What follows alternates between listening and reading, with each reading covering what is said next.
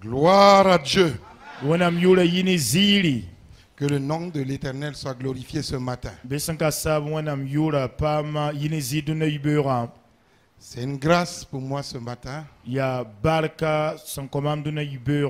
d'être ce canal par lequel Dieu a décidé de passer en mettant dans le cœur de son serviteur, notre Père spirituel, Pasteur Benjamin, de me permettre de m'arrêter devant vous et de vous transmettre son message. Que toute la gloire lui revienne au nom de Jésus. Père, merci pour ta présence. Merci pour ta présence. Merci pour ta présence. Merci pour ta présence. Dans le nom précieux de Jésus. Ce matin, Dieu m'a mis à cœur de partager avec vous un sujet très important qui tient au cœur de l'Éternel, dont il a commencé à nous parler depuis le début du culte ce matin.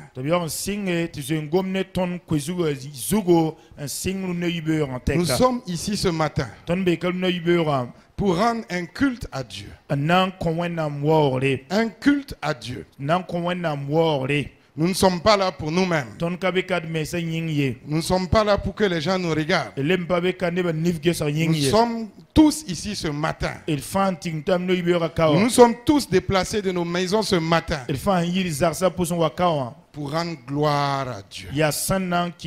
Rendre gloire à Dieu. Ce n'est pas pour retourner chez nous comme ça. C'est un temps mis à part par l'Éternel. Oui, il donne l'occasion à vous et moi de venir chanter, élever son nom, glorifier son nom. Et dans ce laps de temps-là, nous devons nous concentrer sur sa présence. Parce que comme il a dit, lorsque nous sommes réunis en son nom, il est là parmi nous. Le Saint-Esprit est là. L'Éternel des armées est là ce matin. Il est là pour chacun de nous. Pour voir qu'est-ce que nous avons dans nos cœurs à lui offrir. Et qu'est-ce que nous pouvons lui offrir. Puisqu'il a tout créé. Nous pouvons lui offrir seulement nos louanges. Lui offrir notre concentration ce matin. Et dans ce temps de louange et d'adoration qu'il a réservé pour nous, il a enlevé ce petit moment-là. C'est un moment important où lui, il nous parle. Il parle à nos cœurs. Voilà pourquoi il veut que nous ouvrons nos oreilles. Chacun d'entre nous, vous et moi y compris, pour écouter ce que son Esprit Saint a à nous dire. Je viens de dire tout à l'heure qu'il a commencé à parler depuis ce matin. Parce qu'aujourd'hui, Dieu veut que nous parlons de l'autorité. Y a-t-il une autorité aussi puissante que lui ici ce matin? Y a-t-il une autorité ici qui peut contester l'autorité de Dieu? Y a-t-il une pensée qui peut contester la présence de Dieu ce matin? Y a-t-il quelqu'un ici ce matin qui peut contester Dieu? Il n'y en a pas. Nulle part il y en a. Ni dans les cieux, ni sur la terre. Nulle part il y en a. Il veut qu'on parle de l'autorité. Mais on va parler d'une facette de l'autorité. Le thème de ce matin. Dieu veut que nous soyons prêts pour toutes sortes de bonnes œuvres. Parce que Dieu Quand il nous donne l'autorité, il veut que nous l'utilisons à bon escient. Parce que Dieu, qui est le vrai Dieu, le Dieu juste, le Dieu bon, lui qui est l'autorité des autorités, quand il est quelque part, toute autorité injuste.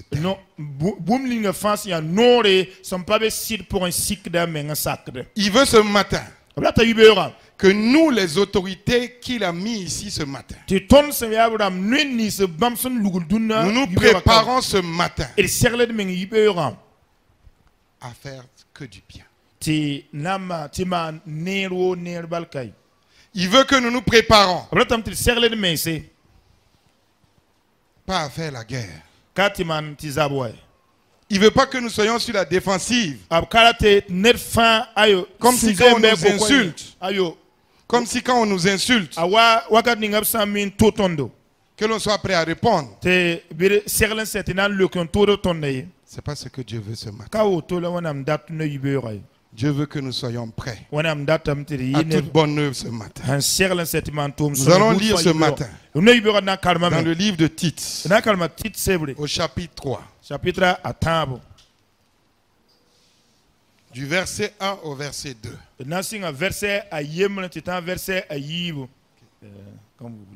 Il est écrit.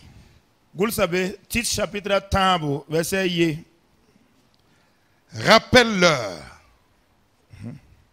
d'être soumis aux magistrats et aux autorités, d'obéir, d'être prêt à toute bonne œuvre, de ne médire de personne, d'être pacifique, modéré, plein de douceur envers tous les hommes. Amina, ayela oto, tirbamba, top sak solum sorba, nena namsa, lapsaka mantum sama fa, tibam da gomner ba yemr wengye, labra yi zabadam ye, labi bam yi mimnes ramba, saman suborsum neneba fa. Rappelle-leur d'être soumis aux magistrats et aux autorités, d'obéir, d'être prêt à toute bonne œuvre, de ne médire de personne, d'être pacifique, modéré, plein de douceur. C'est l'apôtre Paul qui parle. Il dit de les rappeler. Il s'adressait à Tite, qu'il appelle son enfant légitime dans la foi. Et ce matin, Dieu s'adresse à chacun de nous. Dieu me dit de vous rappeler. Il me dit de me rappeler moi-même. De nous rappeler cela. De nous rappeler cela. Je vais vous demander une chose. Vous allez répéter ça après moi. Rappelons-nous. Rappelons-nous. Soyons soumis aux magistrats. Soyons soumis aux magistrats et aux autorités. Obéissons-les. Obéissons-les. Soyons prêts à toute bonne œuvre. Soyons prêts à toute bonne œuvre. Ne médisons de personne. Ne médisons de personne. Soyons pacifiques. Modérés. Plein de douceur envers tous les hommes. Plein de douceur envers tous les hommes. Encore plein de douceur envers tous les hommes. Plein de douceur envers mon voisin. Plein de douceur envers mon épouse. Plein de douceur envers mon époux. Plein de douceur envers mon père. Plein de douceur envers ma mère. Plein de douceur envers mes frères et sœurs. Plein de douceur envers ceux qui me haïssent. Plein de douceur envers ceux qui tuent mes frères. Plein de douceur envers ceux qui me prennent ce qui m'appartient.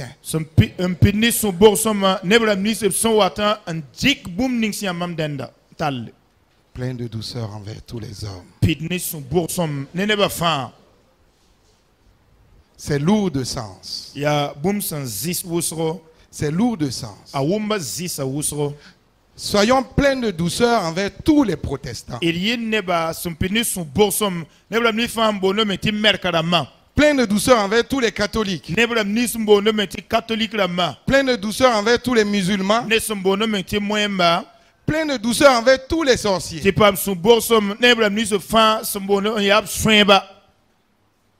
Plein de douceur envers tout le monde. Qui peut cela? Si cela ne lui a pas été donné par Dieu. Gloire à toi, Père, ce matin. Depuis le commencement, depuis que Dieu a créé l'homme, l'homme a toujours eu des difficultés avec l'autorité.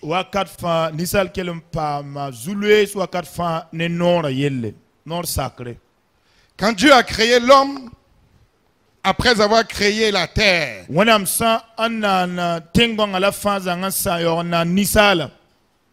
quand il a créé l'homme et la femme,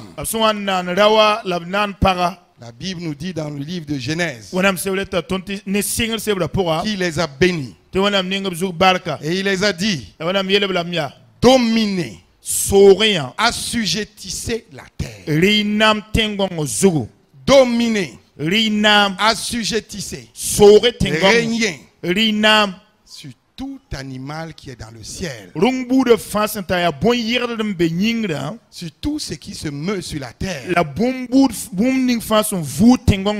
tout ce qui se déplace sous les eaux. Dieu a donné cette autorité à l'être humain.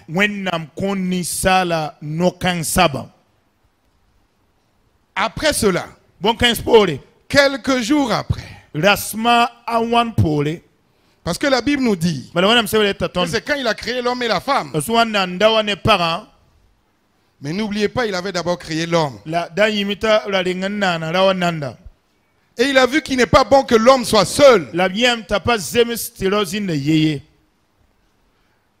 Parce qu'à l'homme, il avait déjà donné l'autorité pour nommer chaque animal.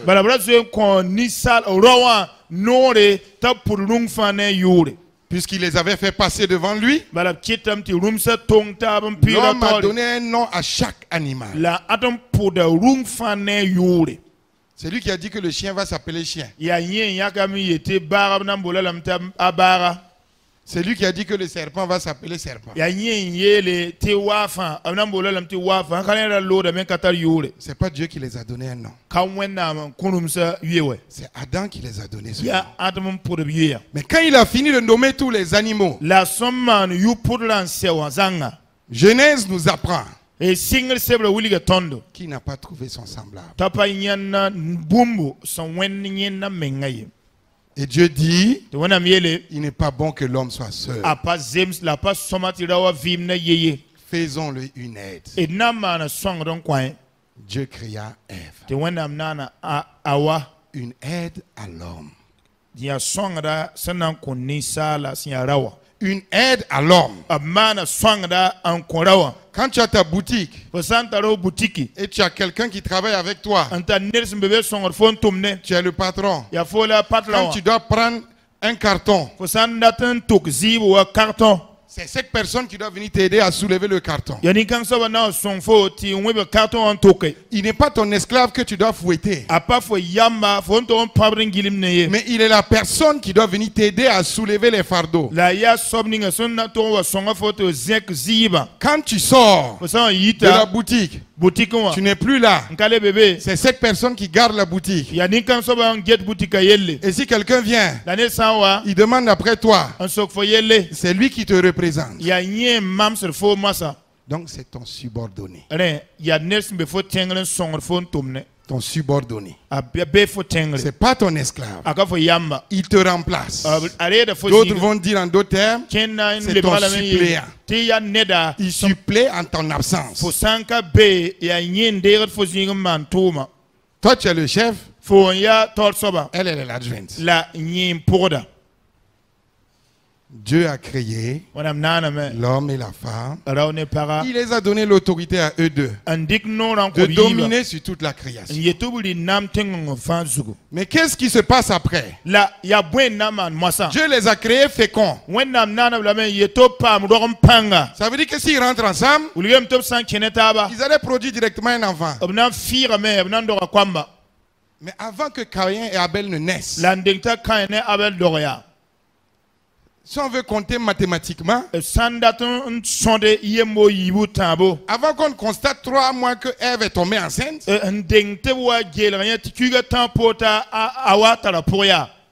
Satan est venu. Satan est venu. Mais il n'est pas venu lui seul. Il emprunte le corps d'un animal. Qui est le serpent. Un animal qui est sous l'homme. Et l'homme, c'est l'homme qui lui a donné le nom serpent. Serpent en hébreu, ça veut dire Nadja. On dit Nadja.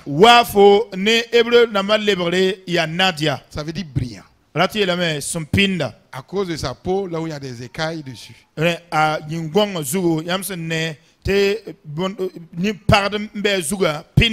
C'est l'homme qui a donné ce nom au serpent. Le serpent vient. Il s'arrête. Il dit à la femme, Dieu a-t-il vraiment dit, vous ne mangerez pas de tous les fruits, de tous les arbres du jardin? Et qu'est-ce que la femme dit? L'homme n'était pas ailleurs. Non. Parce que la Bible dit, quand la femme va manger le fruit là, elle n'a pas appelé Adam. Elle n'a pas couru chercher Adam. Elle a juste donné à Adam. C'est comme moi je suis Ève. Adam. Le serpent vient, il s'arrête. Et il s'adresse à moi pour me dire, est-ce que Dieu a dit je ne mangerai pas de tous les arbres du jardin? Adam ne dit rien. Lui qui est l'autorité de la femme, il ne dit rien. La femme ne demande pas aussi à son maître. Elle répond au serpent. Non, c'est pas ce qu'il a dit. Il a dit qu'on peut tout manger, mais seulement l'arbre de la connaissance du bien et du mal. Là. Si on mange, on mourra certainement. Le diable a commencé à rire. Parce qu'il sait qu'il a commencé à gagner. Puisque Ève ne s'est pas soumise pour demander à son maître.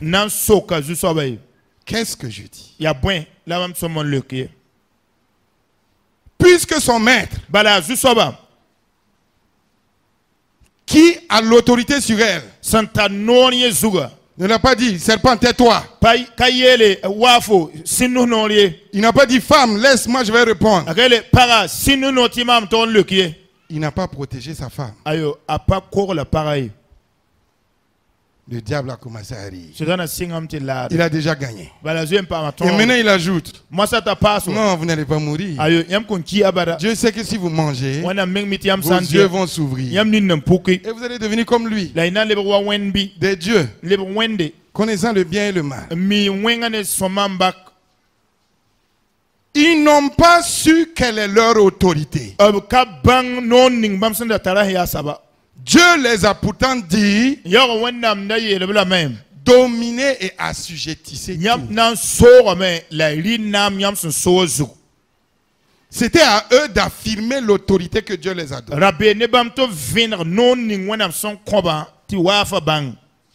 Voilà pourquoi le diable savait qu'il avait déjà gagné.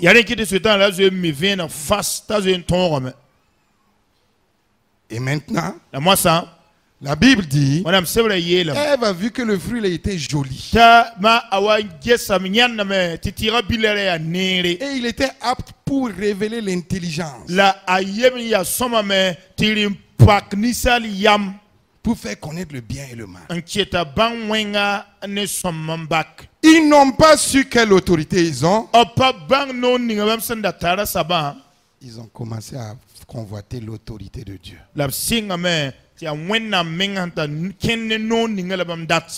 Parce que Dieu les a dit,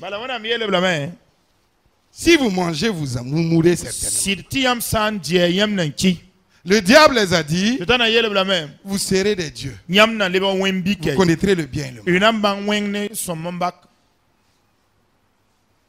Voilà d'où est partie notre chute. Voilà pourquoi je disais tout à l'heure que dès la création, l'homme a eu des problèmes avec l'utilité, avec l'autorité. L'autorité.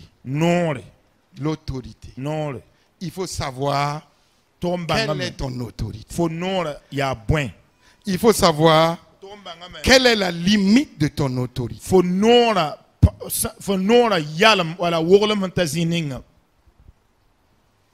Le verset que nous avons lu,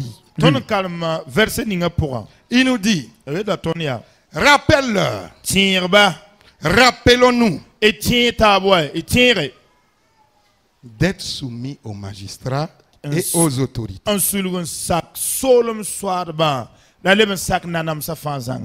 Et de les obéir. De nous rappeler de cela. Être soumis aux magistrats, aux autorités, et de les obéir. Cela veut dire que non seulement en tant qu'homme, dans votre foyer, vous ne devez pas cesser de montrer la voie, d'enseigner, d'aider votre épouse à connaître sa place d'autorité. En tant que femme, vous ne devez pas cesser de rappeler à votre époux quelle est son autorité. En tant que parent, vous ne devez pas cesser de montrer à vos enfants quels sont les principes de l'autorité familiale. Chacun dans son domaine ne doit cesser de montrer à l'autre, à son collaborateur, à son vis-à-vis, quelle est la limite de son autorité? L'autorité. Au-dessus de toute autorité, nous avons l'Éternel des armées, le Dieu tout-puissant, le Dieu créateur de toutes choses, l'autorité divine qui est là. L'autorité divine qui est là. La Bible nous dit tout simplement, je suis l'Éternel des armées. Je suis l'Éternel ton Dieu. Tu n'auras pas d'autre Dieu devant ma face.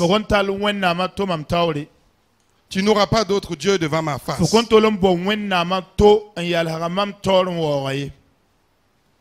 L'autorité divine, il faut la connaître. Jésus nous dit, celui qui m'aime, c'est celui qui garde mes commandements. Celui qui m'aime, c'est celui qui garde mes commandements.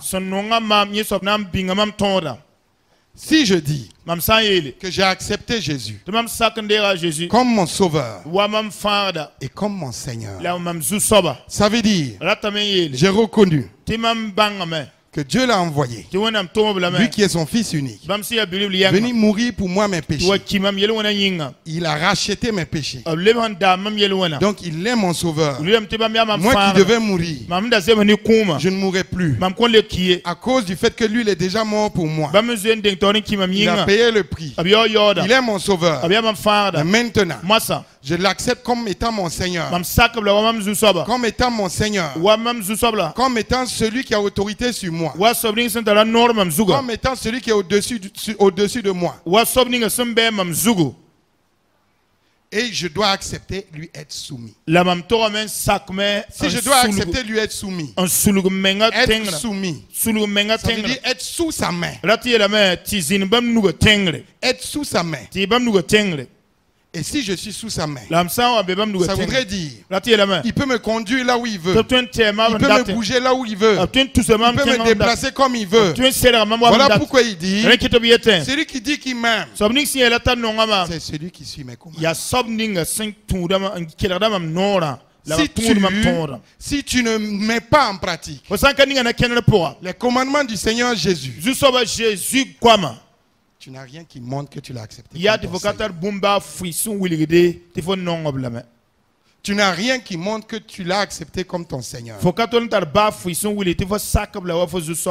C'est en étant soumis à son autorité.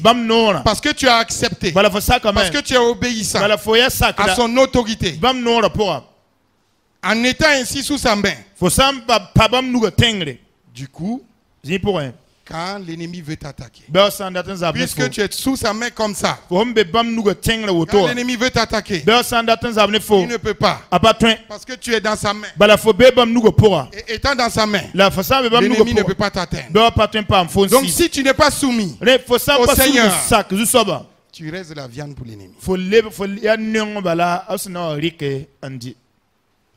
Si tu n'es pas soumis au Seigneur, tu ne peux pas déclarer et dire moi je suis sous la protection divine.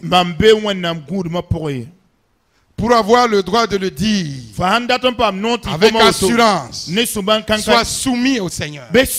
Sois soumis au Seigneur. Si nous voulons, devant l'adversité, devant les sorciers, pouvoir dire Seigneur, c'est en toi nous espérons. Seigneur, c'est sous toi nous sommes. Sans être en train de mentir.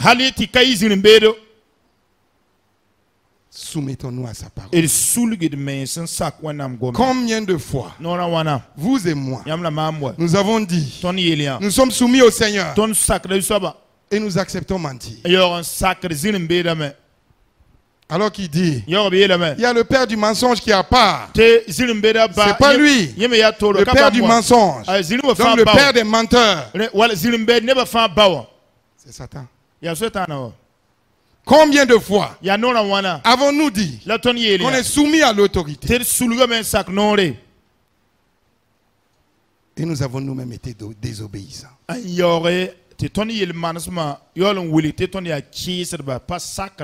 Combien de fois la Bible déclare tout homme est esclave de ce qui a triomphé de lui.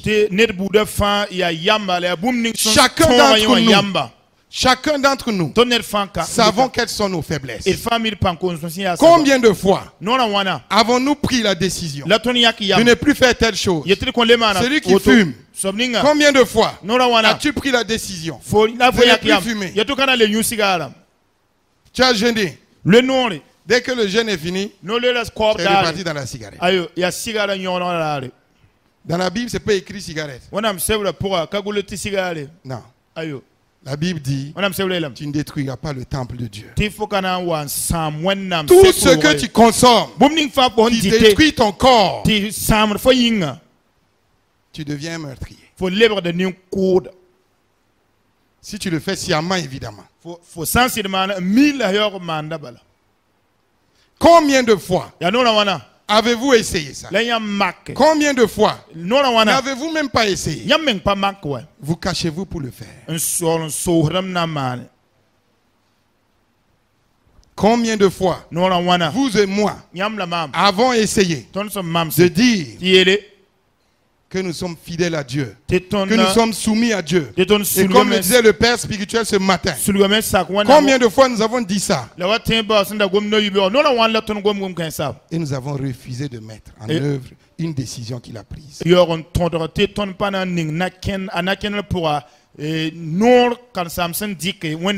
Ça, c'est l'autorité divine. En dehors de l'autorité divine, il y a les autorités maintenant que Dieu a déléguées. Comme celui qu'il a donné à Adam et Ève. Nous pouvons distinguer deux catégories. Nous décidons de les classer suivant de ces deux catégories-là. Il y a les autorités ecclésiastiques. Les autorités ecclésiastiques. Tels que les pasteurs, les diacres, les responsables de groupe qui ont été établis. Vous savez bien que si tout simplement le roi envoie des messagers, si tu touches les messagers, c'est au roi que tu as touché. Les autorités que Dieu a placées au devant de son église pour conduire ses brebis. Si nous désobéissons, nous désobéissons à Dieu. Par ricochet, les autorités que eux-mêmes ils vont désigner et mettre en place, si nous les contestons, nous contestons l'autorité ecclésiastique et ensuite nous contestons l'autorité divine. L'autorité déléguée, on ne joue pas avec. L'autorité déléguée, pour cela on va lire dans 1 Jean. 1 Jean 4, au verset 20.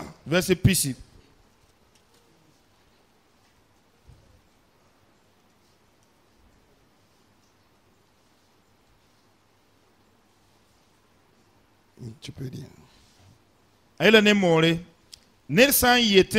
Tanonga wena yolen kisa babiga nye ya zilin yarda c'est bon nersan kan nonga babiga sinyata ana yi wana anon wena masanka yata.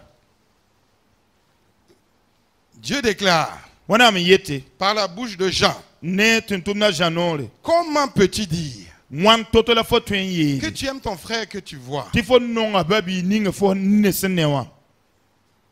Comment peux-tu dire du moins que tu aimes Dieu alors que tu détestes ton frère que tu vois?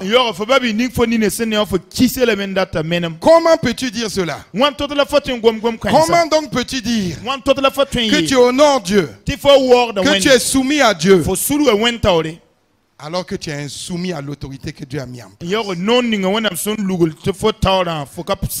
La preuve que tu aimes Dieu, c'est quand tu aimes ton prochain comme toi-même. La preuve que tu es soumis à Dieu, c'est quand tu es soumis à l'autorité qu'il a mis en place. La preuve que tu es insoumis à Dieu, c'est quand tu es insoumis à l'autorité. L'autorité. Dieu ne joue pas avec son autorité. La Bible dit dans Ésaïe 24, quand le diable a voulu monter au-dessus des autres anges, mettre son siège au-dessus du siège de Dieu, c'est l'autorité de la toute-puissance de Dieu qu'il a voulu contester.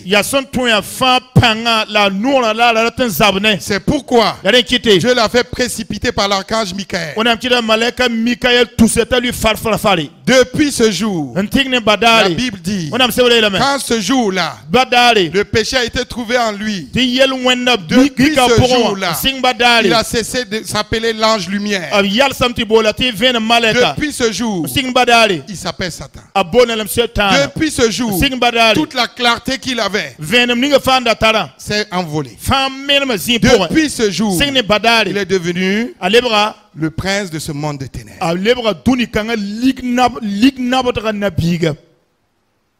Contester l'autorité de Dieu peut être mortel. Contester l'autorité de Dieu peut être mortel. L'autorité déléguée. L'autorité déléguée. Nous sommes sur l'autorité ecclésiastique. Contester cette autorité-là peut être mortel. Nous allons lire dans 1 Pierre 2 au verset 13.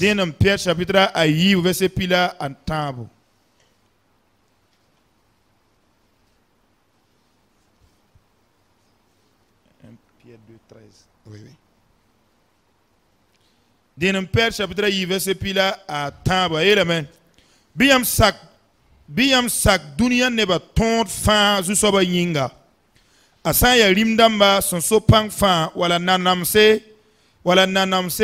rime son tome tob sibre nebni summan winga la awor nebni summan nera. La Bible déclare: soyez soumis à cause du Seigneur à toute autorité établie par les hommes, soit au roi comme au souverain, soit au gouverneur comme envoyé par lui,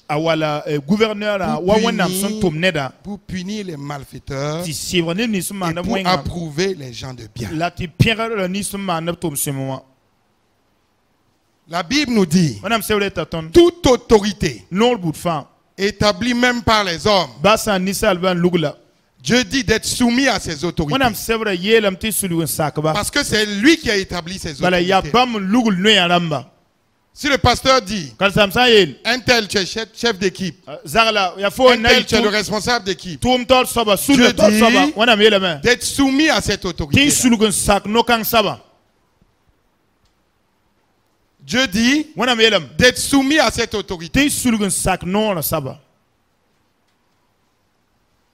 L'autorité ecclésiastique. Abraham était une autorité établie par Dieu au-dessus de sa famille et de tous ceux qui étaient avec lui. Abraham est descendu en Égypte. Là-bas, il a menti. Il a dit que Sarai est sa sœur. Il a un peu menti. Parce que c'était sa sœur indirecte. Il n'a pas dit que c'était son épouse. Parce qu'il avait peur qu'on le tue et qu'on prenne sa femme. Abraham a menti. Pharaon va prendre Sarah. Et quand il va prendre sa femme, Dieu va le frapper, il va tomber malade. Et après, il va savoir. Parce que Dieu va lui révéler ça. Il va appeler Abraham. Il dit: pourquoi tu m'as trompé? Pourquoi tu ne m'as pas dit? Et il va dire à Abraham de reprendre sa sœur. Donc de reprendre sa sœur, parce que c'est comme ça il lui avait présenté. Et il partait.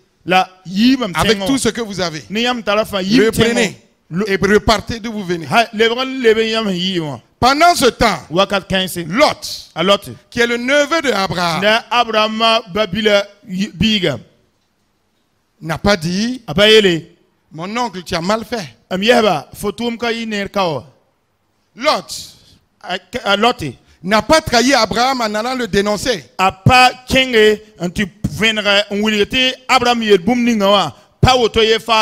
Lot était bien au courant que son oncle était en train de mentir. On n'a vu nulle part Lot allait voir les employés d'Abraham. Est-ce que vous avez vu ce que le maître a fait? Est-ce que vous entendez ce que mon oncle a dit? Lot est resté muet. Muet. Soumis. Sous l'autorité de son oncle. Malgré son erreur. Soumis sous l'autorité de son oncle. Voilà pourquoi la Bible dit que quand Abraham sortait d'Égypte, il avait beaucoup de richesses. Et Lot aussi avait beaucoup de richesses. La soumission. Dieu bénit celui qui est soumis. Même si l'autorité établie par Dieu est en erreur, tu n'as pas le droit de contester son autorité. La Bible déclare: qui sommes-nous, vous et moi, pour juger le serviteur d'autrui? Qui sommes-nous pour juger le serviteur de l'Éternel? Le jour où un d'entre nous encore sera serviteur de Dieu, ce n'est pas à ce que Dieu a mis en dessus de nous juger aussi. Dieu juge. Lui-même il juge. Lui-même il châtie. Lui-même il ramène ses serviteurs là où il faut. Nous, ce que nous devons faire, c'est être soumis. Si nous nous rendons compte que c'est une erreur, on fléchit genoux dans notre chambre. On ne partage pas. On ne pilule pas la nouvelle. Non. On fléchit genoux devant l'Éternel. C'est notre Dieu qui est aussi son Dieu. Et si c'est son Dieu, Dieu lui parlera s'il a une erreur. Mais si nous devenons ceux qui répandent les mauvaises nouvelles, ceux qui répandent le mensonge, parce que nous pouvons répandre le mensonge en pensant que c'est vrai, en pensant que nous avons raison. Mais n'ayant pas toute l'information, on devient des traîtres. On devient des traîtres. Pas des traîtres seulement du serviteur de Dieu, mais des traîtres de Dieu.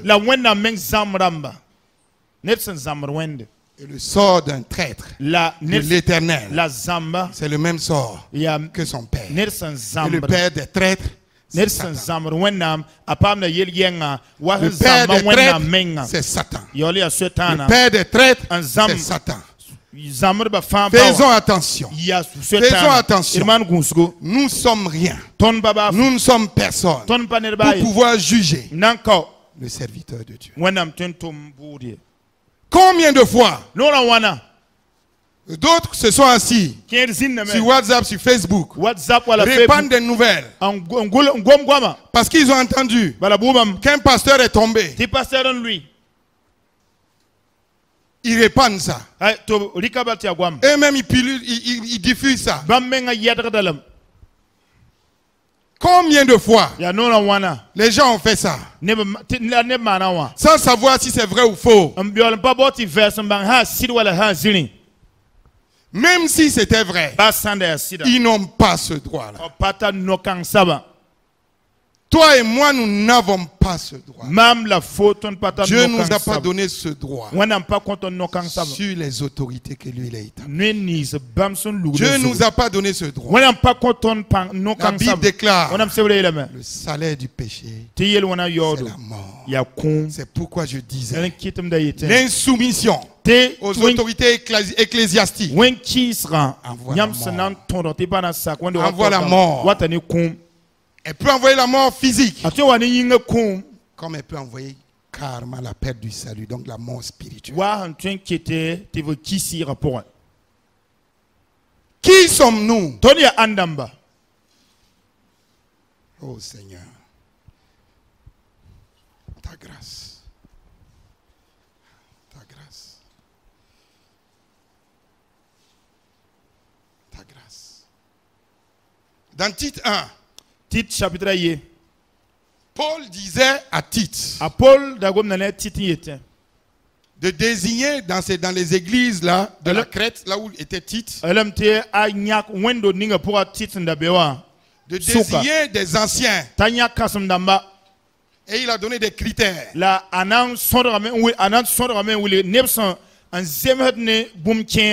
Mari d'une femme. Et des enfants qui ne sont pas rebelles. Un certain nombre de critères. Et il dit à Tite, toi, comporte-toi un exemple. À chacun de tous ceux qui ont été désignés comme responsables. Que ce soit directement par l'Éternel. Que ce soit par le serviteur de Dieu. Ou que ce soit par un de ses représentants encore.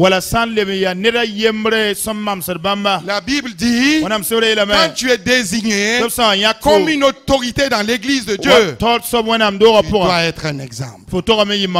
Tu dois être un exemple. Tu dois être un exemple. Jésus disait que malheur à celui qui est une pierre d'achoppement pour ses petits-enfants. En parlant encore de vous et moi, si à cause de notre comportement, ceux qui ont été désignés comme responsables, si à cause de notre comportement indécent, non conforme à la parole de Dieu, un enfant de Dieu pêche par son langage. Nous sommes aussi responsables que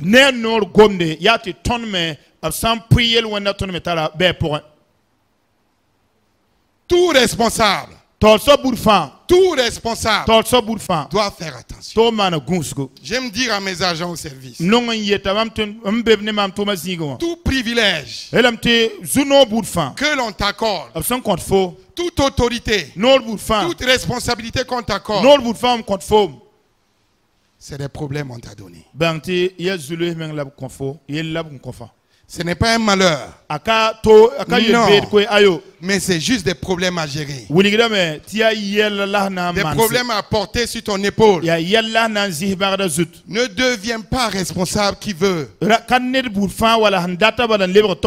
Deviens responsable qui peut. Deviens responsable qui se prépare. Deviens responsable ecclésiastique qui se met sous Dieu.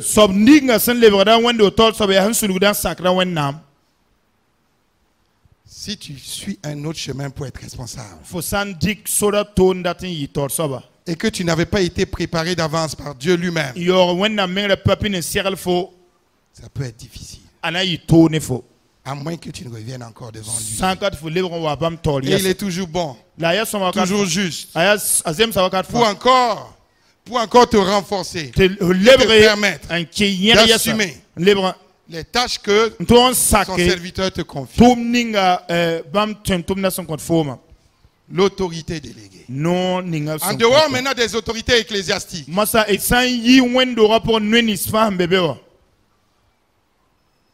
Si je demande qui n'a jamais brûlé un feu rouge ici, peut-être les enfants là, oui.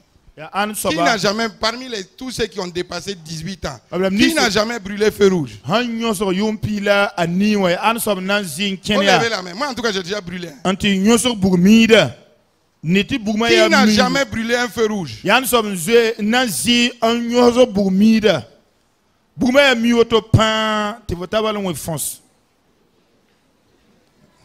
n'y en a pas. Donc nous avons tous failli quelque part. Quels sont ceux qui, malgré après avoir brûlé le feu rouge, se sont arrêtés pour mentir aux policiers qui étaient là? En fait, j'avais un malade, mais je courais rapidement pour arriver.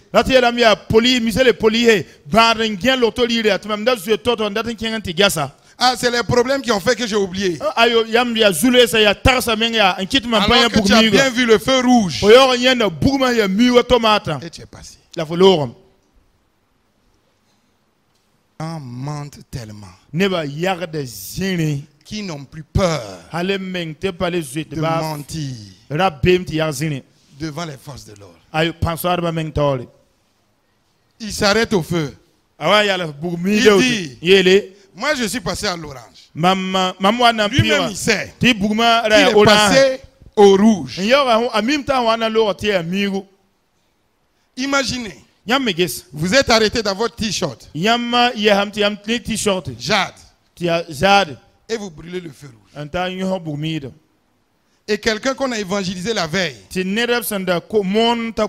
vous voit brûler le feu rouge. Et il lit sur votre habit.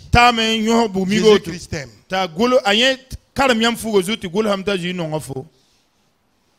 Combien de fois peut-être chacun d'entre nous a été un objet de chute pour quelqu'un?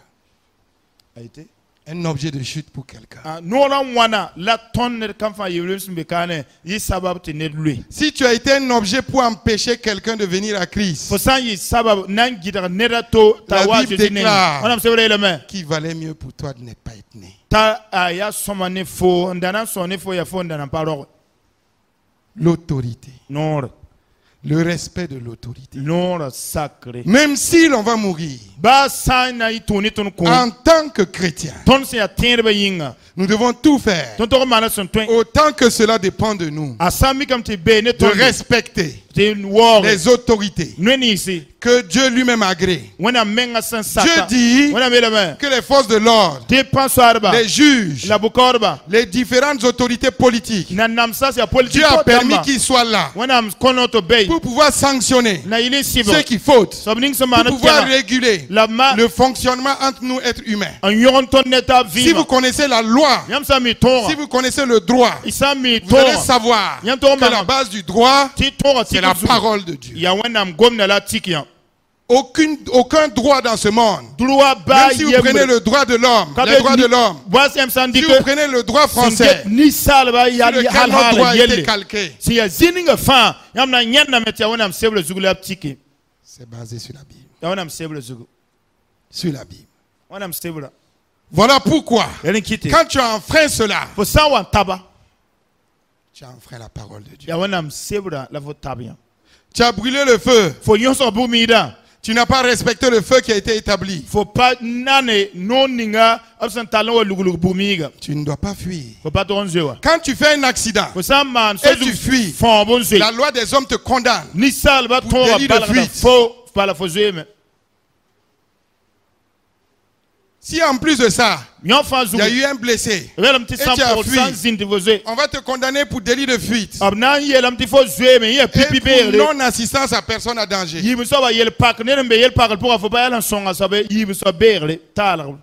En tant que chrétien, quand tu as fauté, tu dois assumer. Reconnais ton tort d'abord devant Dieu et devant les hommes. Combien d'entre nous fraudons la loi? Combien d'entre nous fraudons la loi et arrivons encore devant les institutions? On veut corrompre les gens pour qu'on laisse tomber notre problème. Combien d'entre nous brûlons le feu, circulons sans phare, on arrête, on nous prend notre moto, on se rappelle qu'il y a tel frère qui est policier, tel frère qui est gendarme, et on l'appelle. Aide-moi à récupérer ma moto. Tu veux l'amener à mentir. Tu veux l'amener lui-même à tromper la loi. Parce qu'il n'y a qu'une seule, deux seules solutions. Soit il va mentir. Il va dire que c'est sa moto. Et comme c'est entre eux, il y a des règles légales qui prévoient que si c'est ton intérêt direct, que par exemple tu payes moitié tarif. Tu l'amènes à mentir. S'il prend et il ne prend pas 5 francs avec toi, tu vas l'amener aller voir son collègue pour que son collègue n'enregistre pas toi ta faute pour prendre toi ta carte grise cadeau pour venir te donner. Il vole l'État. Tu es un voleur. Tu deviens un voleur.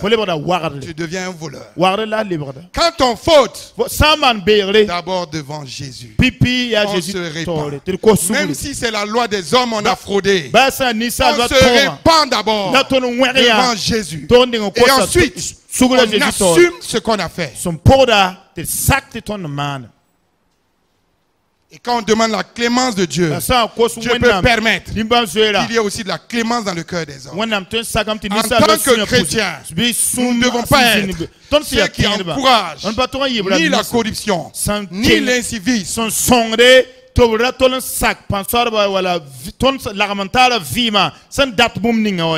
fois j'ai dit que j'ai vu un voleur qu'on a arrêté au rond-point de la Padoie et on s'apprêtait à le lapider. Je suis descendu de ma moto. Ça vaut une quinzaine d'années. Et je regardais. J'ai essayé d'interpeller quelqu'un qui a pris une pierre. Il était très zélé pour que les gens le lapident. Quand il se retourne, je vois que je le connais à l'église.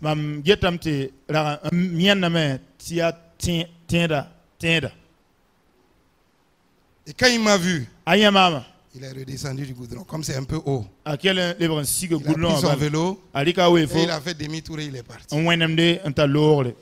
Un chrétien, tu vas dire de lapider, de tuer un voleur. Si Dieu avait dit cela de toi, si Dieu avait dit cela de nous, serions-nous ici? Serions-nous ici?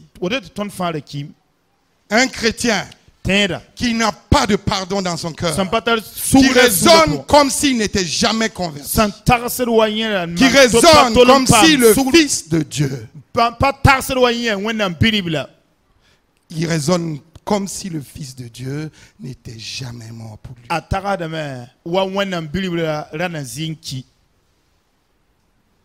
C'est triste. C'est triste. Nous devons nous repentir. Parce que vous et moi, nous avons fauté devant l'Éternel.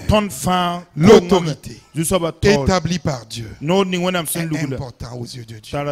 Dieu ne joue pas avec ça.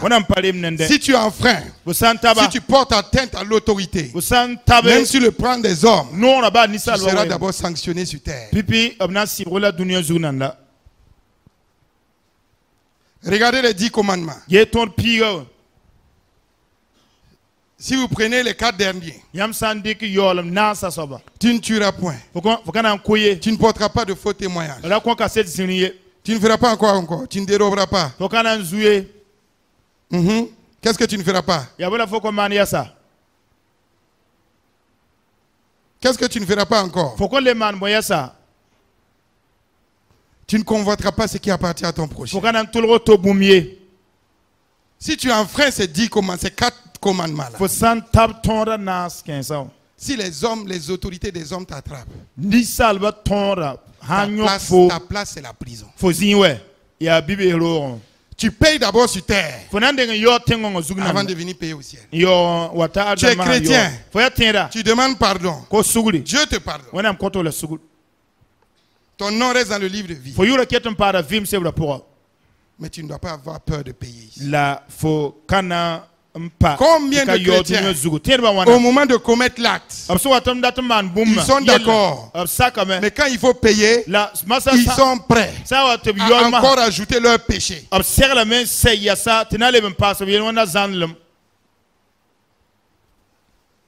Beaucoup de chrétiens, quand ils ont une affaire en justice, si tu ne connais pas quelqu'un, si tu n'as pas l'argent, ton affaire est morte. Beaucoup de chrétiens, quand ils ont un malade à l'hôpital, si tu ne connais pas quelqu'un, si tu n'as pas d'argent, ton malade est mort. Quel type de chrétiens sommes-nous? Sur qui est-ce que nous comptons? Est-ce que nous nous rendons compte que Christ qui marche avec nous, qui vit en nous par son Esprit Saint, il est le Dieu Tout-Puissant? sacrifice. Est-ce que nous nous rendons compte que quand j'arrive à l'hôpital, c'est l'Esprit de Dieu qui est arrivé? Est-ce que nous nous rendons compte que quand je me tiens devant le juge, c'est le Fils de Dieu qui arrive? Mais non. On veut se comporter comme les hommes. On veut se comporter comme les hommes. Ne savez-vous pas qui vous êtes? Ne savez-vous pas qui vous êtes?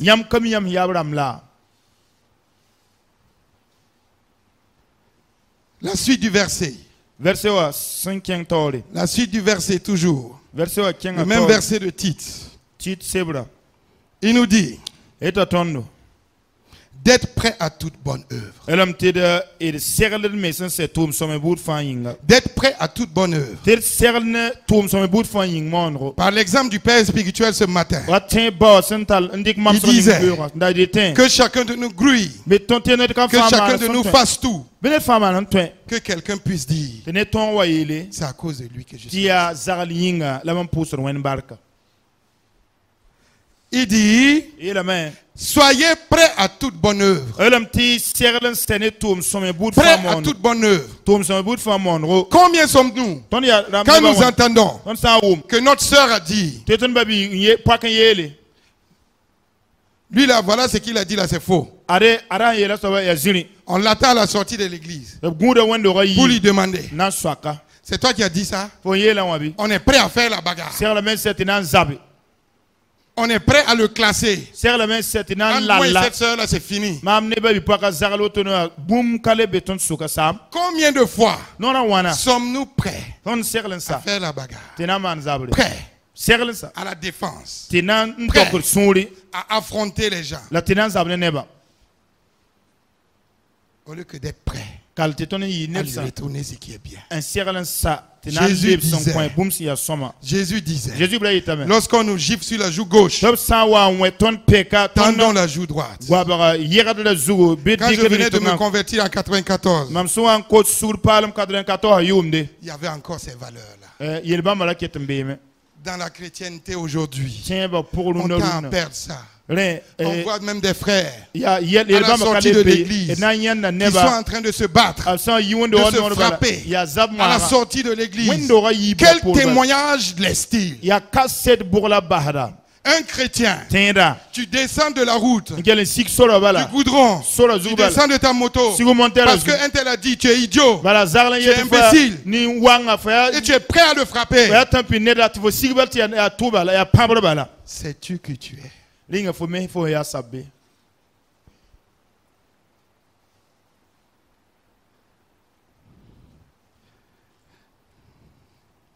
Sais-tu que tu es? Soyons prêts à toute bonne œuvre. Soyons prêts à toute bonne œuvre. Soyons prêts à toute bonne œuvre. Prêts à faire du bien. Prêts à faire du bien avec ce que Dieu nous donne. Quand Dieu nous donne, quand Dieu nous bénit, Dieu ne nous bénit pas pour nous-mêmes. Dieu ne nous bénit pas pour nous seulement. Non, Dieu ne dit pas de laisser sa famille dans la faim. Non.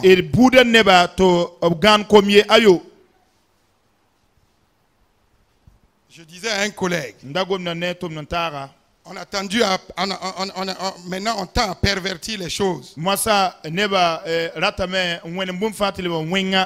Les gens oublient pourquoi ils travaillent. Quand tu travailles, c'est pas pour toi seulement. C'est pour toi et ta famille. Toi, ton épouse, tes enfants. Ensuite, tu peux étendre ça au reste de la famille. Parce que la Bible déclare que si tu amènes même l'offrande à l'église et tu ne t'es pas occupé des siens, tu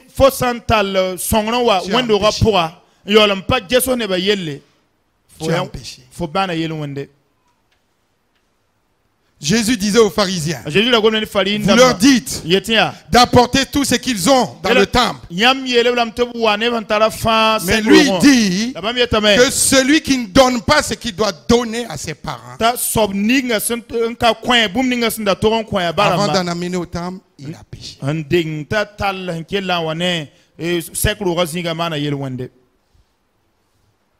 Il a péché. Soyons prompts à toute bonne œuvre. Toute bonne œuvre à l'égard de ceux que Dieu a mis sous nous. Toute bonne œuvre à l'égard de ceux avec qui nous sommes. Ton voisin est dans le besoin. Ton voisin est dans le besoin. Ou bien tu entends qu'il n'a pas mangé, ça fait 2 jours. Tu as encore du riz chez toi. Ou même tu n'en as pas. Mais tu as 500 francs pour payer 1 kilo de riz ou quelque chose. Pour leur apporter. Mais tu ne le fais pas. Es-tu prêt pour les bonnes œuvres? La Bible dit qu'il a préparé les bonnes œuvres. Dieu a préparé les bonnes œuvres pour que nous les accomplissions. Si nous ne les accomplissons pas, Dieu suscitera d'autres personnes.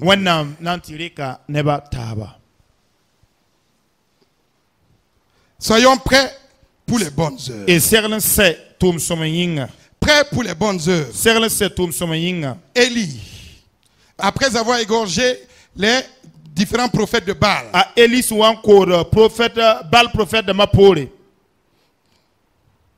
il a dit à Akab de monter et de boire. Il lui a dit, parce qu'il va pleuvoir, et il va dire à son serviteur de monter voir s'il y a les nuages jusqu'à 7 fois. Et après la 7e fois, le ciel va s'assombrir. Il pleuvra. Akab va descendre pour aller où se trouve sa femme. La Bible dit, Élie a 5 serins. Il a 5 serins. Et le Saint-Esprit, l'Esprit de Dieu, lui a donné le pouvoir.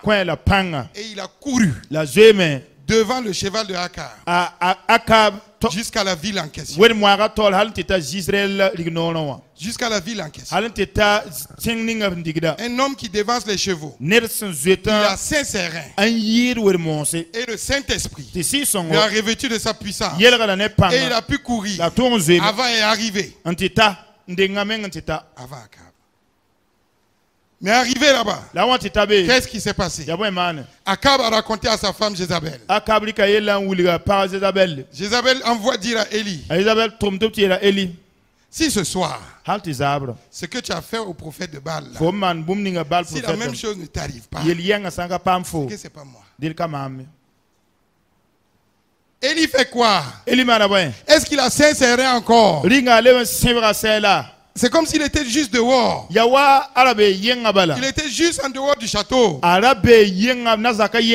lui a dit ça. La Bible dit qu'il s'en retourna. Il a détalé. Il a fui pour sauver sa vie. Le même Saint-Esprit qu'il avait supporté, qu'il a donné la force. S'il avait 5 ans, il avait 5 serins pour courir avant. S'il avait aussi 5 serins pour affronter la situation, ça allait être pareil. Mais il a laissé la peur l'assaillir. Et le grand Élie a fui devant Jézabel. La peur peut nous amener dans le mensonge. La peur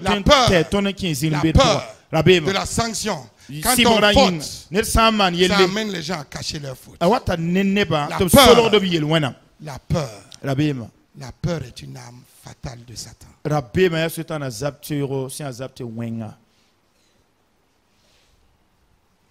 La Bible dit que nous n'avons pas reçu un esprit de peur. Dans d'autres versions, un esprit de timidité. Mais nous avons reçu le Saint-Esprit, l'Esprit du Dieu Tout-Puissant, qui crie en nous, Abba, Père. Dieu ne nous a pas donné un esprit de peur. Face à n'importe quelle situation, j'ai mon malade, il est mourant. Qu'est-ce que je fais? Je prie d'abord pour lui avant de l'amener à l'hôpital. Et je crois que Dieu l'a guéri. Quand je l'amène à l'hôpital, maintenant, Dieu va agir. Ce n'est pas moi qui dis comment Dieu va le guérir. Dieu peut le guérir instantanément. Comme il peut décider que ce soit à travers les médicaments. Parce qu'il est souverain. Ce n'est pas à nous de dicter à Dieu. Dieu demande juste qu'on lui fasse confiance. Parce que quand on lui est soumis, on est sous sa main. Rien ne peut nous arriver sans toucher la main de Dieu. Et qui peut toucher la main de Dieu? Cette personne n'existe pas. La Bible nous dit de ne médire personne. De ne médire personne. D'être pacifique. Modéré. Plein de douceur envers tous les gens. Les critiques. Les critiques. La médisance. Médire, ça veut dire malédire. Mal dire.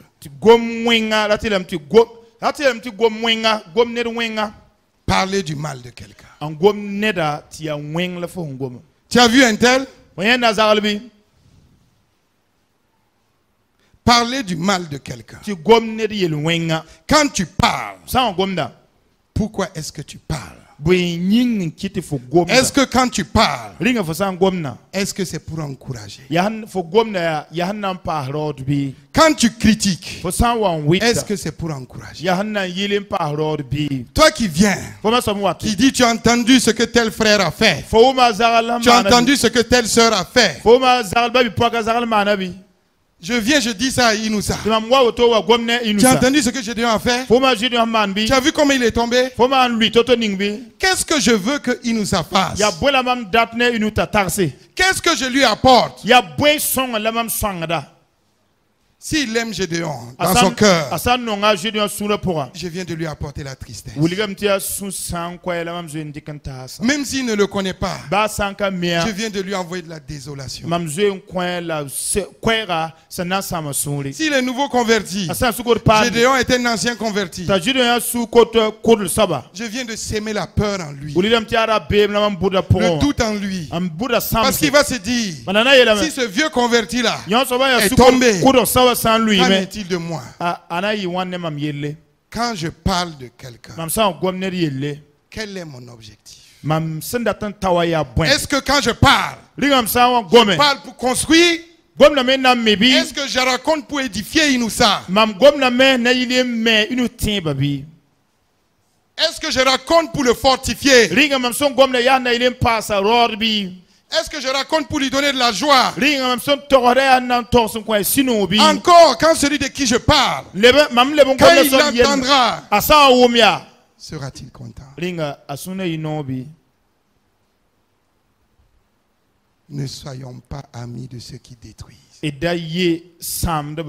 Si tu parles, tu médis quelqu'un, tu critiques quelqu'un, c'est que tu parles pour détruire. Tu es ami de ceux qui détruisent. Tu es même celui qui détruit. Ne soyons pas de ceux qui détruisent. Celui qui détruit sera détruit. Celui qui détruit sera détruit. Celui qui touche le temple de Dieu, lui-même la médisance. La Bible nous dit d'être pacifique. Pacifique. Je viens. Je dis à M. Christophe. Je dis ok. J'ai entendu que tu as un terrain, je ne sais pas, à Saponé. 1 hectare. Bon, moi aussi, Il paraît que c'est ton terrain, mais moi j'ai acheté. Bon, il y a zinga la mamera. Son cœur, évidemment, il n'est pas content. Qu'est-ce que je commence à faire?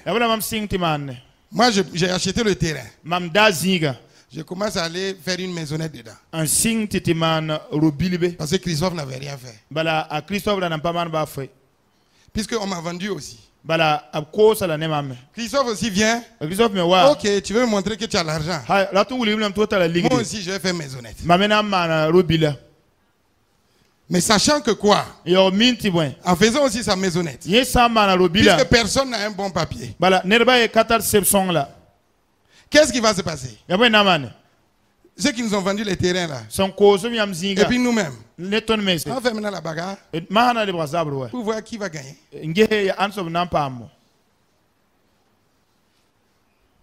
Qu'est-ce que tu sais, ma retour? Je ne dis pas d'être des chiffons. Non. La Bible n'a pas dit de se laisser marcher dessus comme un chiffon. Non. Mais la Bible dit attention. Autant que cela dépend de vous, soyez en paix avec tout le monde. Que tu ne sois pas la source du problème. Que tu ne sois pas la personne qui va se lever pour lui faire la force. Que tu ne sois pas la personne qui va dire je ne pardonne pas. On entend des fois il y en a qui disent jusqu'à l'âge je ne pardonne pas. On entend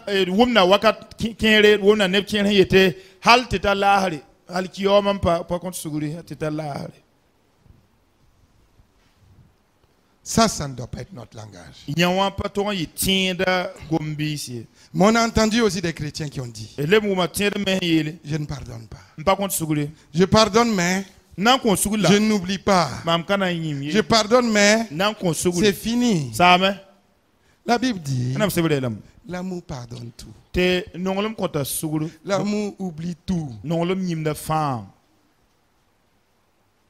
L'amour fait confiance. Si tu aimes ton prochain, même s'il t'a fait quelque chose, si tu as pardonné, tu es censé oublier. Ça voudrait dire, le diable va amener des fois dans ta pensée. Tu le vois avec sa grosse tête là. Tu te rappelles ce qu'il t'a fait. Donc ça revient dans ta mémoire encore. Mais toi tu dois dire, je l'ai pardonné.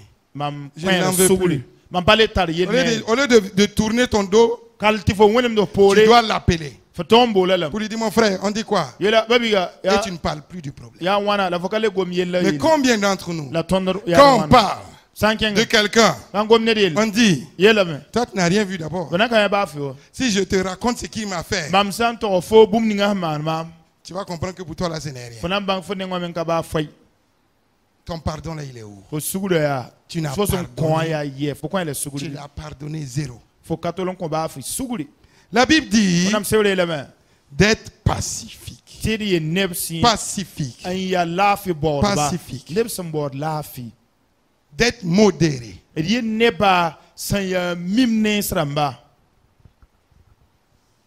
Modéré.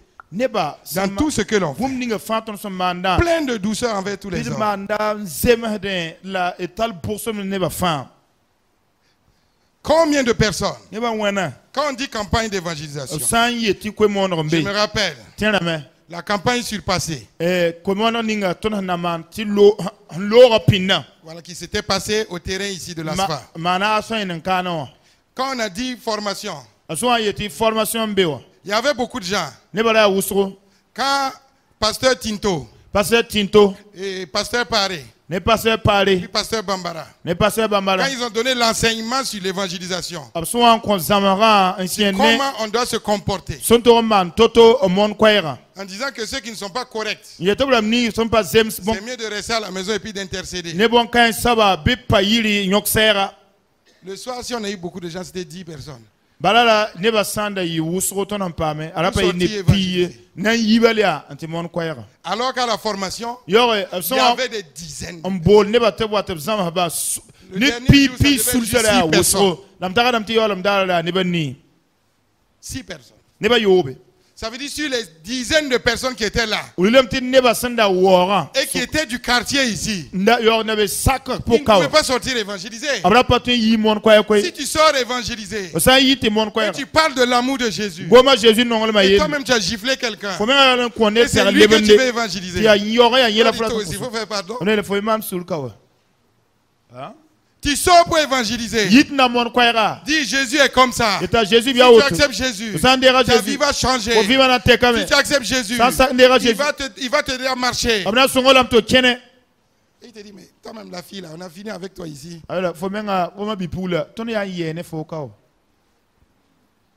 Tu sors pour évangéliser. On te dit, toi le garçon là, toi qui prends l'argent et tu ne rembourses pas. Bon, ils ont eu raison de ne pas venir. Parce que sinon, ils allaient avoir un autre péché en plus. Parce qu'ils allaient empêcher des gens de se convertir. Mais ceux qui sont sortis, ils ont eu 200 et quelques personnes. Mais imaginez-vous, si les dizaines de personnes qui étaient là étaient en paix avec tout leur quartier, avaient une bonne conduite dans leur quartier. Imaginez-vous. Parce qu'on avait défini les limites jusqu'à pratiquement toute la Padoie. On aurait même pu avoir plus de 2000 convertis. Arrangeons nos pas. Arrangeons notre manière d'être. Sinon déjà, l'évangélisation est un moyen même pour juger de comment tu es. Combien de gens ne peuvent pas évangéliser dans leur service? On ne dit pas de... Le lieu de travail, c'est un lieu de travail. Hein? On ne dit pas de prendre un micro pour chanter. Non. Mais combien se cachent même quand on dit qu'ils sont protestants? Ils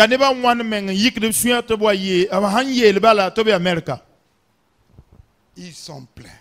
J'espère qu'il n'y en a pas ici. J'espère qu'il n'y en a pas ici. Parce que Jésus dit, celui qui a honte de moi, j'aurai honte de lui aussi.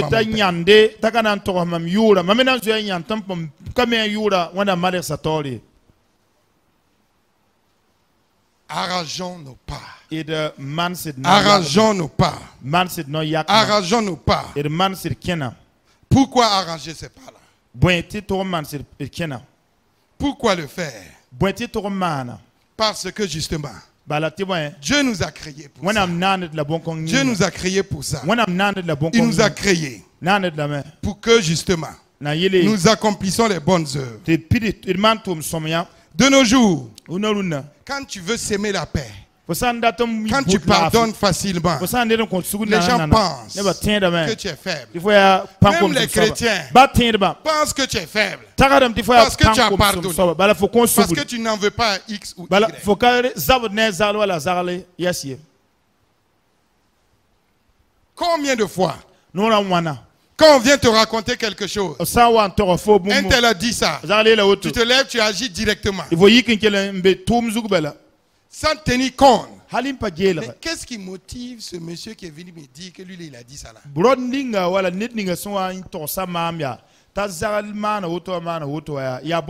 Est-ce que c'est pour m'aider vraiment? Ou bien qu'est-ce qui le motive? Même si c'est une bonne motivation, si j'agis comme ça, quelle peut être la conséquence? Jésus à ma place, comment est-ce qu'il allait faire? Jésus n'était pas un poltron. Il n'était pas un peureux. Non. Il n'était pas injuste. Non. Quand il faut fouetter, il fouette. Quand il faut reprendre, il reprend. Quand il faut pardonner, il pardonne. C'est comme ça. Quand on vient te dire quelque chose, pèse. Pèse. ce qu'on est venu te dire. Demain, n'agis pas sans être allé d'abord dans la présence de Dieu pour lui demander ce que tu dois faire. Même quand tu es obligé d'agir directement, prie le Saint-Esprit qui est en toi et il te donnera comment agir. Nous devons s'aimer la paix. S'aimer la paix et non la division. Nous devons s'aimer la paix, s'aimer l'amour. La Bible déclare que effectivement, le plus grand commandement, c'est que tu honoreras le Seigneur ton Dieu. Tu aimeras le Seigneur ton Dieu de tout ton cœur, de toute ton âme et de tout ton esprit. Le deuxième plus grand commandement, tu aimeras ton prochain comme toi-même. On trouve ça dans Matthieu 22. À cause de cela, que nous devons faire les bonnes œuvres. Parce que si nous aimons notre prochain comme nous-mêmes, c'est le témoignage que nous aimons Dieu. C'est le témoignage que nous aimons Dieu de tout notre cœur. On ne peut pas dire qu'on aime Dieu et pourtant on n'aime pas notre prochain comme nous. Mais comment y arriver? Comment y arriver? À la suite de Tite 3, au verset 5 cette fois-ci. Du verset 5 au verset 6. Oui, on peut lire.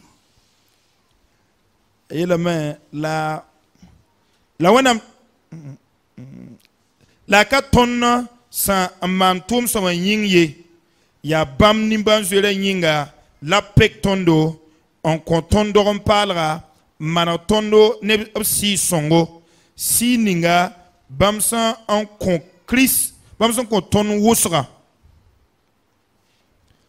ton farda aju Christmas yinga bamana woto te ton tenzem bambarka yinga ne tembo ton pam da puis ne vim 57 ans. Amen. Amen.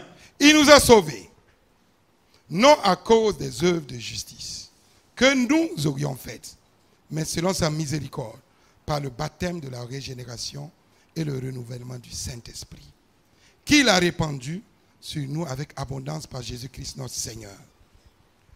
Pour y arriver, deux choses. Le baptême de la régénérescence. Le baptême de la régénérescence. Donc, en d'autres termes, la nouvelle naissance. Christ dit, si un homme ne naît de nouveau, il ne peut entrer dans le royaume des cieux. Est-ce qu'il y en a ici qui ne sont pas encore nés de nouveau? Est-ce qu'il y en a ici qui n'ont pas encore donné leur vie à Jésus? Est-ce qu'il y en a? S'il y en a, levé la main. Est-ce qu'il y en a qui n'ont pas encore donné leur vie à Jésus? Y en a-t-il? S'il y en a, levé la main. S'il n'y en a pas, j'espère que chacun de nous est né de nouveau. La Bible dit qu'il est né de nouveau. La Bible dit que Jean a déclaré, lui baptise d'eau, mais celui qui venait après lui est plus grand que lui.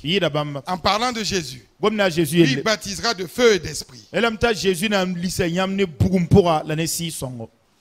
Voilà trois choses importantes. Le baptême d'eau, quand on le fait, c'est le témoignage du fait qu'on s'est repenti. Donc on se répand de nos péchés. On dit, notre ancienne voie là n'est pas bonne. Je décide de la laisser. Je tourne. Je prends maintenant la voie de Christ. Je me répands. Donc quand je fais le baptême d'eau, je témoigne de cela. J'accepte le fait que Christ est mort pour mes péchés. Et maintenant, le sang de Christ qui a été versé à sa mort pour mes péchés, c'est lui qui lave mes péchés. C'est lui qui me justifie et me donne maintenant accès D'accord? Au trône de grâce. C'est ça qui me donne la grâce de devenir enfant de Dieu. Et maintenant, Dieu envoie son esprit en moi et le Saint-Esprit en nous nous rend témoignage que nous sommes fils de Dieu, que nous sommes fils du Très-Haut. Et ta nouvelle naissance est accomplie. Maintenant, quand tu as ces trois choses, quand tu te lèves, tu ne dois plus être un voleur. Quand tu te lèves, tu ne dois plus laisser la peur t'amener à mentir devant même les gendarmes, devant les policiers, même devant les djihadistes. Tu dois être capable de dire comme ce pasteur qui est décédé. Dieu lui a montré que ils allaient venir et qu'il s'il restait, il allait mourir. Il a accepté. Il n'a pas régné Jésus. Il a accepté mourir pour sa foi. Tu ne peux pas le faire si le Saint-Esprit ne t'aide. Tu ne peux pas le faire si tu n'as pas la nouvelle naissance. Si tu n'as pas la nouvelle naissance, tu ne peux pas résister. Quand tu te lèves le matin, tu n'as pas mangé et quelqu'un vient devant toi, il te donne 5 millions. Prends ça et refuse Jésus. Combien de soi-disant protestants ont quitté la foi et sont redevenus autre chose parce qu'on les a dit si tu acceptes ça, je vais te donner des marchés. Parce qu'on les a dit si tu acceptes venir prier à la Akbar comme nous, si tu acceptes ça, on va te donner les marchandises, on va te donner l'argent. Tu ne peux pas résister sans la nouvelle naissance. S'il y a quelque chose qui te manque et tu sens qu'il y a des choses que je dis ce matin et tu es coupable de ça, que tu fais de foi, ça veut dire tu dois rentrer en toi-même, te repentir et demander à Dieu de t'aider. Et demander au Saint-Esprit de t'apporter sa puissance régénératrice. Après cette puissance régénératrice, il y a maintenant le renouvellement du Saint-Esprit. Les apôtres, il y a Acte 1 au verset 8. Quand Jésus les a dit, restez dans la chambre haute, j'enverrai ce que Dieu avait promis, c'est-à-dire le Saint-Esprit. Quand ils étaient en haut, les 120 personnes, ils ont tous eu le baptême du Saint-Esprit. Ils ont tous eu le baptême du Saint-Esprit. Mais quand on a arrêté Pierre et Jean, ils étaient en train de prier. Et ils étaient en train de prier. En train de prier encore. Et quand on a fini par les libérer, Pierre, les gens les ont rejoints. Ils ont prié pour que Dieu les donne la puissance pour annoncer la parole avec puissance. Ils n'ont pas prié pour que Dieu élimine les Romains. Ils n'ont pas prié pour que Dieu change les autorités. Non, ils ont prié pour que malgré ça, Dieu les donne la puissance de pouvoir annoncer l'évangile avec ferveur et vérité. Et la Bible déclare que quand ils ont prié ainsi, ça a été agréable aux oreilles de Papa bon Dieu. Et ainsi, qu'est-ce que Dieu a fait? Dieu a dit au Saint-Esprit, manifeste ta puissance. Le lieu où ils étaient a tremblé. Il y a eu un tremblement de terre. Et ils ont été à nouveau remplis du Saint-Esprit. Le renouvellement de la présence du Saint-Esprit. Le renouvellement de la présence du Saint-Esprit. Le renouvellement de la présence du Saint-Esprit. Le renouvellement de sa présence. Quand le Saint-Esprit est là, sa puissance est là. Quand il est là, son onction est là. Quand il est là, la peur prend la porte. Quand il est là, le mensonge prend la fenêtre. Quand il est là, le diable ne peut résister. Il est obligé de s'en aller. Quand le Saint-Esprit est là, c'est lui qui nous donne la force de pouvoir résister. C'est lui qui va nous rendre témoignage. Attention, hein, tu es en train de brûler le feu. Ça te sert à quoi d'être pressé? Arrête-toi. Et tu t'arrêtes, tu obéis. C'est lui qui dit, si tu peux donner l'argent à cet infirmier qui dit de donner l'argent pour qu'il soigne ton malade. Si tu le corromps, qu'est-ce qui prouve que ton malade va guérir? C'est pas lui qui guérit. Lui, il donne des soins. Mais je suis le Dieu qui guérit. Et c'est lui qui permet ainsi de rester faible. Sans lui, sans son renouvellement permanent, vous et moi, nous ne pouvons pas rester. Nous ne pouvons pas tenir ferme. Ce n'est qu'avec lui que nous pouvons tenir ferme. Voilà pourquoi il est important pour nous de nous rappeler qu'il est important aux yeux de Dieu l'obéissance. Il est important de ne pas être des personnes qui désobéissent aux autorités que Dieu a placées. Si nous les désobéissons, nous désobéissons à Dieu. Si nous désobéissons aux autorités de l'État, si nous enfreignons la loi, nous désobéissons à Dieu. Si nous désobéissons à ces différents principes, nous sommes passibles de tout ce qui suit comme péché. Nous sommes passibles de la conséquence de nos actes.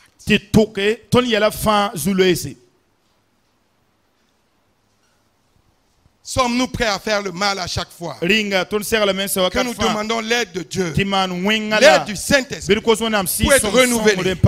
être renouvelé dans notre intelligence, de manière à ne pas nous attendre à faire du mal. De manière à ceindre à nos reins. Comme dit la Bible dans Ephésiens 6. De ceindre la vérité pour ceinture.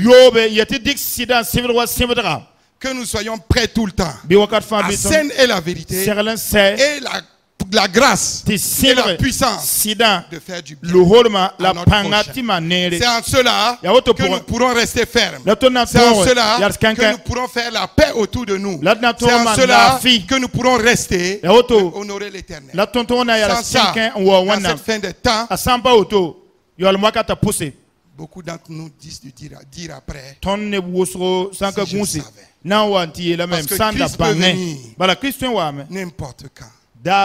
Les choses peuvent s'accélérer. Christ peut venir n'importe quand. La Bible déclare que sa venue nous surprendra. Il viendra comme un voleur. Et quand il sera temps, la Bible dit qu'il y aura des grincements dedans. Parce que beaucoup vont regretter de n'avoir pas réglé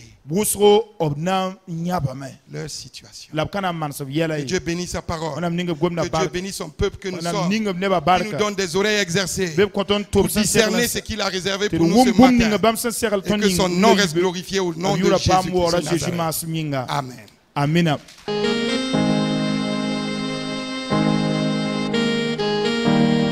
En toi, Seigneur, je veux toujours m'habiter. Chaque instant et chaque jour qui passe, en toi seul je veux me confier. Tu es mon Seigneur, tu es mon Sauveur, tu es mon Rédempteur. Alléluia. Merci Seigneur.